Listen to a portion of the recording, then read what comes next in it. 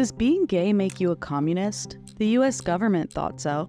Former Air Force crew chief Helen Grace James told reporters that in 1955, she was stalked and harassed by federal investigators who suspected she was gay. They even followed her into the bathroom at a club. Eventually, she was detained, interrogated, and discharged as undesirable. Tens of thousands of government workers like James were persecuted for their sexual orientation at the height of an era now called the Lavender Scare.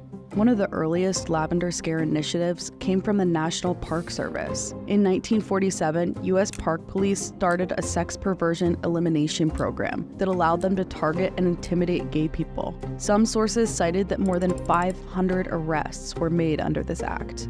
The very next year, Congress passed a law dubbed the Sexual Psychopaths Bill. This law labeled gay people as mentally ill and facilitated even more arrests. 2 years later, Wisconsin Senator Joseph McCarthy entered the chat and took anti-gay repression to new heights by repeatedly linking homosexuality with communism.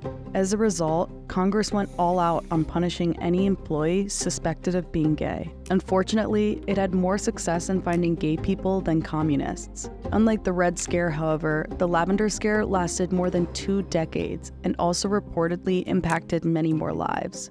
According to the National Archives, somewhere between 5,000 and tens of thousands of gay workers lost their jobs during the Lavender Scare. Some faced continued unemployment or underemployment, exclusion from their professions, financial strain, or even ruin. Suicide was not uncommon. Obituaries typically omitted the cause of death in such cases. Survivors like Helen Grace James were ineligible for severance pay, insurance, and other veterans' benefits. James spent decades fighting the Air Force to get her discharge status changed to honorable. Her status was finally upgraded in 2018 when she was 90 years old. Though the Lavender Scare technically lasted until the 60s, recent laws like Florida's 2022 Don't Say Gay bill pose the question of whether or not the US government ever truly ended its systemic homophobic repression at all.